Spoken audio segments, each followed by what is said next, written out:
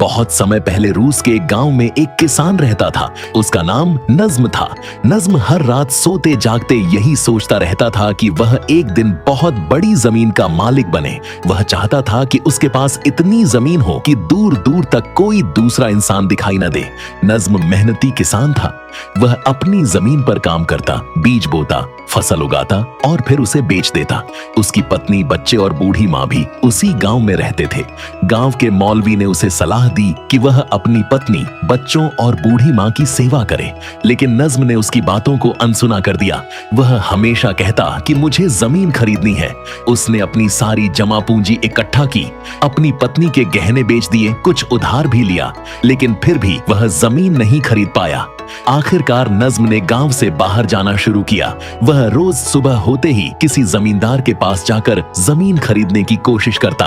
एक दिन वह बहुत दूर के गांव गया।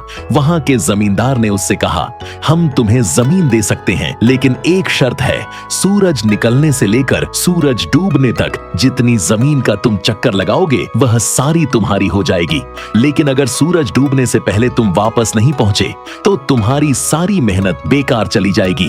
नज्म को यह शर्त बहुत पसंद आई। उसके मन को चैन नहीं था, पर वह सोचने लगा, अगर मैं एक बड़ा जमींदार बन जाऊं तो क्या नुकसान है।